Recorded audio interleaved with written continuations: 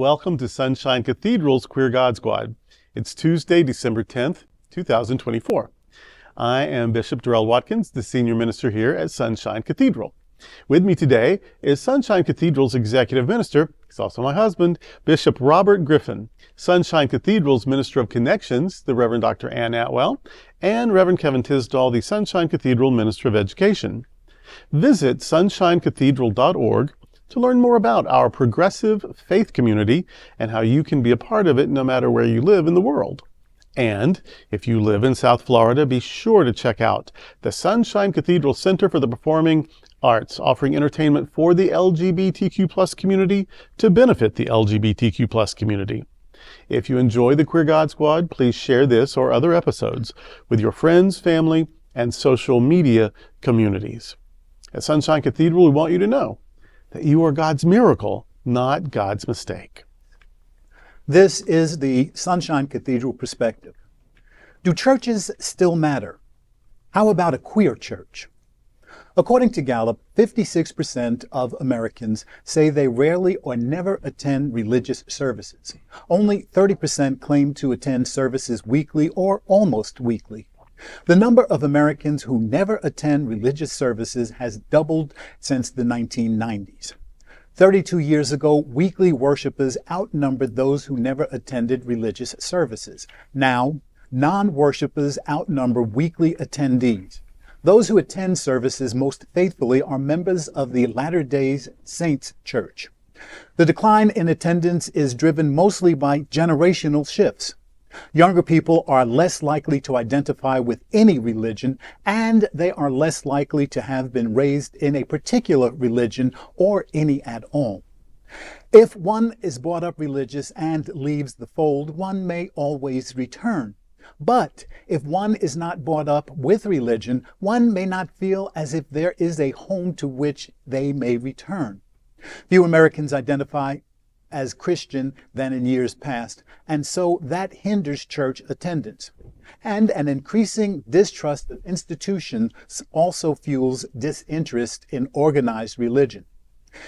These are some of the reasons Sunshine Cathedral is a different kind of church, a queer church for all people. We want people to know that we are a church for the unchurched, a home for religious pluralism, and for humanism as well. We are a place where more questions than answers, and that is more committed to love and justice than to dogma or creed. But still, we face the challenges all churches do. How can churches thrive in an age when fewer people seem to want a church? Is the church's day over? Or are there ways it can yet be relevant and helpful in the 21st century? I think that, we have the unique opportunity as a progressive, leading progressive church to show people that, religion still can have a place in your life. I grew up in the church. I grew up in a Northern Baptist church that was led by a Southern Baptist preacher, African-American preacher. And I learned a lot about civil rights in that church. I learned that there were ways to protest effectively. And maybe some of that teaching that I had back then can be brought to the church today. And I think that we do a pretty good job at our church in showing folks that there is a better way to do things. And if it involves scripture, if it involves sacred text, if it involves involving the community more, then church has a place. The issue that most people have is that maybe the church that they went to or that their parents went to preached a negative dogma, a dogma that led them to believe that all of religion was nasty, that religious people had an agenda that was anti-human almost. So if more churches, I think, were like Sunshine Cathedral, if we're able to bring, and that's the whole thing, if we're able to bring more people into a church like Sunshine Cathedral, where people can see that, wow, there is a way to be religious without being an idiot. All right. That's good. We use some, I guess, just out of habit, out of tradition. We use some traditional, like I'll say the word gospel, that's the gospel. But we don't mean by that what I think a lot of people mean. So maybe you should find a better word. Because when we're talking about the gospel is good news. And particularly, and this says it, the Bible says it's very, right there in the sentence, good news for the poor. Mm-hmm. It's the good news for the poor. And the poor are the marginalized. It's, yes, people who don't have enough resources, or they're food deprived, or they're in danger of being unhoused, or they might actually make a decent salary, but they don't know if they're going to get it again next week. Mm. Yeah. This is all, and the people who are poor in spirit, the people who are objectified, who are rejected, who are demonized, who are demoralized, who are dehumanized. This is all in the poor, and so good news to these people is what we call sometimes the social gospel or social justice, but it's just the gospel. Mm-hmm. It's not about getting anyone to heaven. We don't know anything about heaven. Mm-hmm. I don't even know if there is one. I don't know anything about it. Faith for me is trusting that if there's something, it's good and it's for all of us. And if there's nothing, we won't know. Mm-hmm. So we should be that much more motivating to make this life as good as possible. And if there's something, getting it right this time is the best preparation for it. Yeah. So either way, it's about here. So the gospel is about getting us to heaven. It's about making earth more heavenly for everyone. Mm-hmm. That means nobody goes to bed hungry. That means nobody is rejected for who they love. That means nobody feels superior because of their race or their ethnicity or their nationality. That means nobody's religion is the only way to explore meaning and truth in life. That means everybody has equal protection, equal opportunity, sacred value, a place in community. Mm-hmm. That's the gospel. That's the gospel, and we're committed to it. Yes. So when people say, "Oh, it's about you're about woke, you're about liberal, you're about politics," we're about the gospel. Mm-hmm. Yeah, and it's easy. It's easy to say, "Oh no, we're just trying to get you to believe a thing, because if you believe the thing, you'll go to the place after you die." Well, how great that is for whoever's selling that, right? Because now they've got you. They can control, if they can control your thinking, if they can control your feelings, if they can instill you with fear, well, then they got you. That word. And we want you to come. We want you to support it. We want you to give donations. We want you to show up to our things. We want you to tell people about it, but we refuse to bully you into it. Right. And so we want you to snuff us out, think we're pretty great, and then become part of it. But if it takes threatening or bullying people to do it, well, we're just not going to have that. We're not going to have that. So I think churches can matter. Mm-hmm. Maybe a lot of them don't. Mm-hmm. Especially they don't if they're trying to resurrect history, if they're trying to recycle the past. Yeah. We used to, way back when the world was smelly, we didn't have soap, people worked outside, they would wash in a creek 3 times a year. When they would gather in a hot time of the year in a little place, it would be all funked up. They're trying to pray and hear a word, and they can't even stand to be next to each other. They can't even stand themselves. Well, the cure for that was incense. Mm-hmm. We're just going to smoke this place up with something that smells good, and then we won't be so grossed out by each other. Now, there's a lesson. There's a lesson. So now, cut to a zillion years later. I like the smell of incense, love it. I love going to church that's had incense in it off and on for 1,000 years. I love that. And in this day and age, a lot of people have respiratory problems. And the heavy smells, thick smells, smoke in the air, makes them uncomfortable. Sometimes even can get sick and have an asthma attack or something. So as much as I love it, and as traditional as it is, it came about for a reason, and it needed to go for a reason. Mm. Now, if we just insist, no, we've been praying with incense since time immemorial, and we're going, no, let's don't do that anymore. Or let's do it for only a special few. Like, if you want the smoky mass, come to 8 a.m. And then if you want not smoky mass, come at 10. That way, But we can't just force the past on people because that's the way it ought to be because that's the way it was. That's when it becomes irrelevant. Yeah. That's when it becomes useless. Well, Anselm said this about God and blah, blah. Anselm lived in the year 1000 and something. Right. Anselm didn't know the world wasn't flat. I don't care what Anselm thought. We can't have a medieval God because we don't live in the Middle Ages. And so if we will grow with or change with the world, we can be relevant.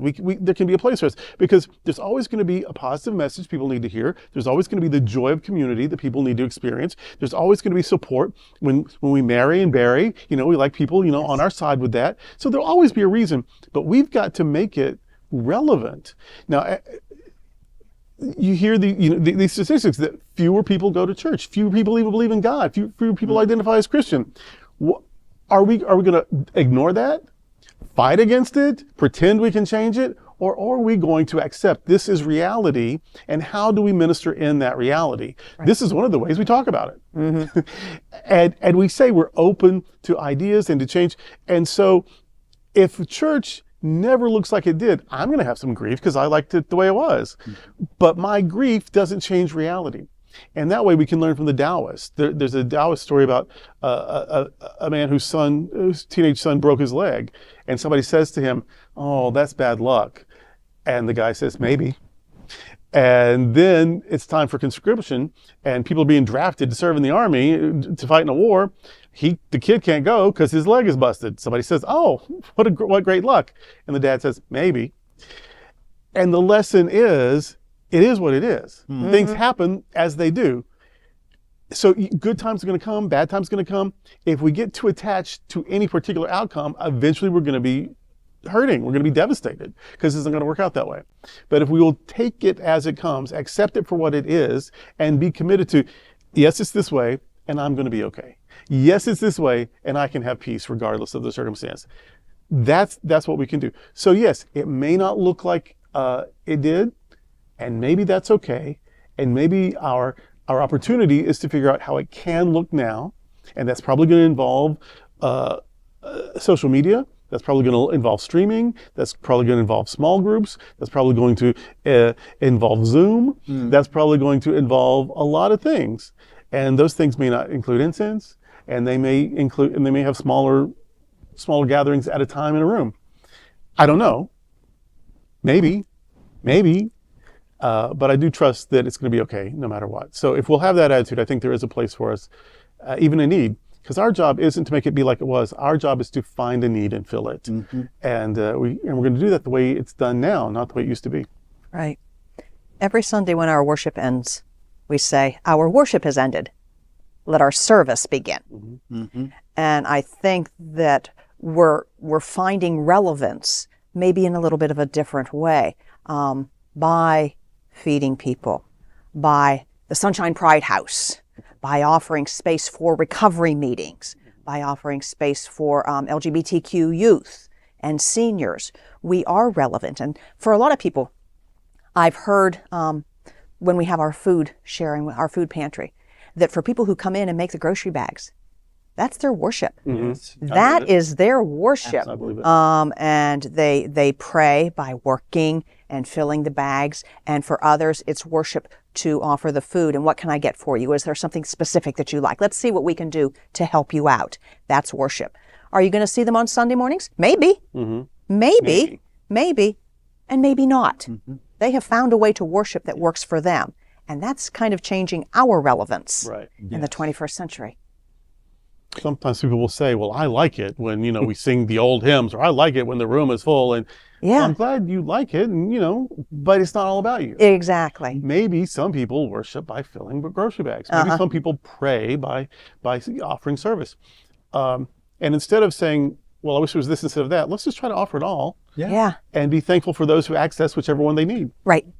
I think the nature of church has certainly changed over time. I'm sitting there thinking about my grandmother's parents who were slaves, and the church meant something very different for them. None of the stuff that we have today was even there. And so I'm thinking about, going to church with my grandmother. She was raised CME. Going to church with my parents, who was raised Baptist. So I was between the Baptist and the CME world, and later United Methodist. And so I keep thinking of all the churches, and one of the things I do religiously now is I stalk church websites. I will stalk a church website in a heartbeat. All right. And that's kind of a little habit that I have, because I just want to see what people are doing at their churches. And this can be the church in your garage, to something like the former Sunshine Cathedral or the Riverside Church. And 'cause I'm just curious as to how people are engaging people in their congregation these days, especially since post-COVID. And so one of the things I kind of honed in on is that there's a major difference between the want of a church and the need of a church.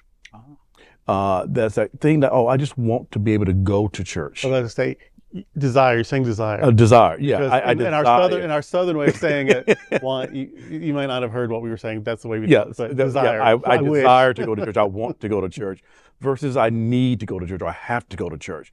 And so what I'm learning is that people have kind of redefined their spirituality around desire and around need. And they may need the church for A, B, and C, feeding program, support, ministry, connection and community, but I may desire it because that's what feeds my soul. Right. That's what gives me energy. And I think desire keeps us more engaged than anything else. Yeah. Because it's that desire to make things happen in the church also, and that you just don't become a silo in any of this. So I'm fascinated by churches who do the garage, who says, you know what, we meet on Sunday and we meet in Zoom for prayer, we meet in Zoom with this, but yet they make it work. And they make it work. Yeah.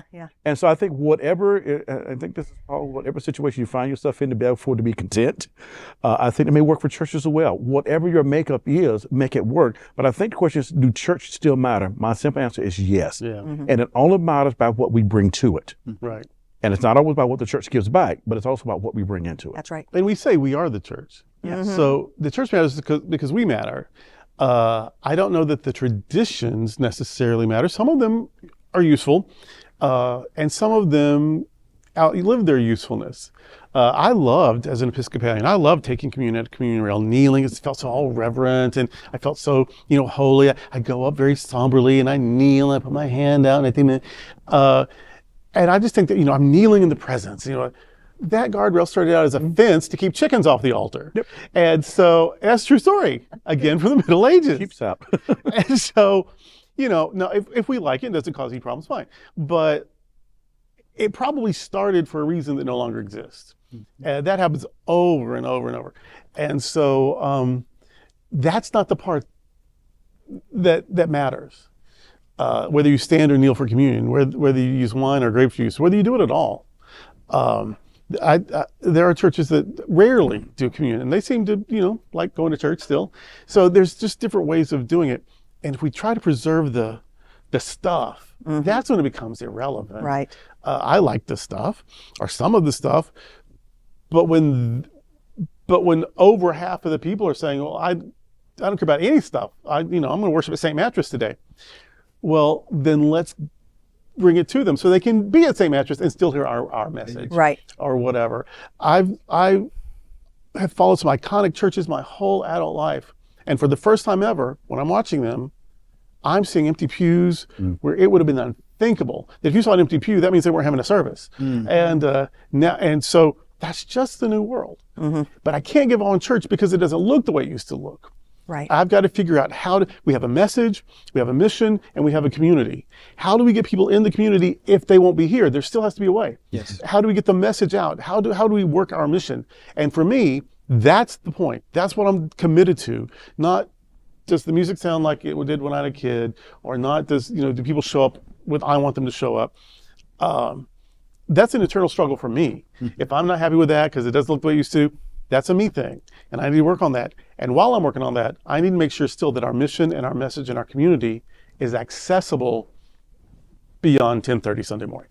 And I just have to ask, the question is, do church still matter? How about a queer church?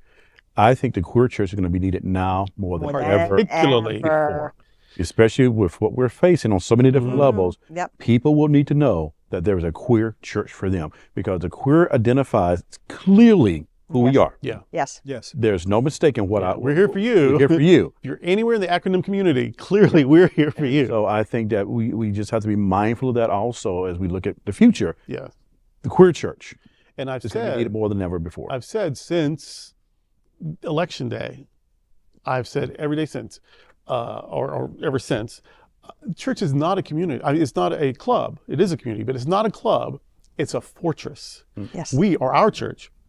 It's not a club. It's a fortress. We are here to bring people together so we can love each other through the hard times and try to keep each other safe during dangerous times. This is a fortress. And so, I'm sorry that, you wanted it to be somewhere a country club sometimes, and that's not like that anymore. But you know what? It never should have been. Yeah.